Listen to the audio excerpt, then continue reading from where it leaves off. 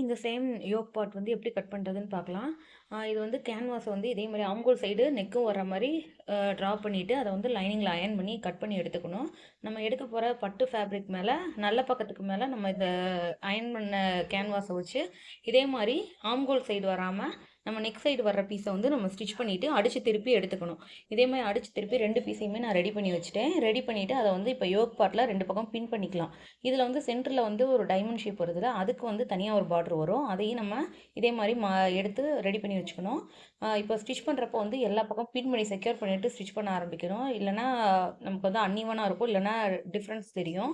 அது மாதிரி இந்த முக்கோணம் வர இடத்துல கரெக்டாக ஊசியை நிப்பாட்டி நம்ம இதே மாதிரி முக்கோணம் வந்து கரெக்டாக ஸ்டிச் பண்ணி எடுத்துக்கணும். இந்த மாதிரி ஸ்டிச் பண்ணுறப்ப தான் நமக்கு வந்து ஃபினிஷிங் நல்லாயிருக்கும். ஏன்னா இது எல்லா பக்கமே ஜாயின் பண்ணுறது, எந்த இடத்துலையும் இழுத்துறாமல் நீட்டாக அப்படியே ஸ்டிச் பண்ணிட்டு வரணும் ஃப்ளோவாக விட்டு. ஸ்டிச் பண்ணதுக்கப்புறம் அந்த இருக்க பின்னை ஃபுல்லாக ரிமூவ் பண்ணி எடுத்துக்கணும்.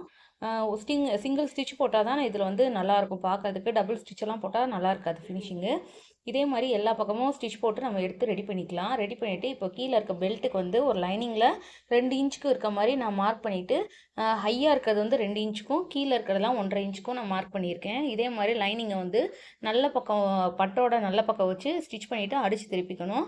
அடித்து திருப்பி இந்த பெல்ட் போர்ஷனையும் நம்ம ரெடி பண்ணி எடுத்துக்கணும். இதில் ஒரு படிமான தையல் மட்டும் போட்டு ஃபினிஷ் பண்ணிவிட்டு நம்ம ரெடி பண்ணி வச்சுருக்க யோக்கோட சென்டரில் வந்து நம்ம ஸ்டிச் பண்ணணும். இப்போ இந்த பெல்ட்டில் வந்து சென்டர் போர்ஷனை வந்து நம்ம அர்க்கத் பண்ணி எடுத்துக்கணும். அர்க்கத் பண்ணால் தான் நமக்கு சென்டர் போர்ஷன் வந்து மாறாமல் இருக்கும்.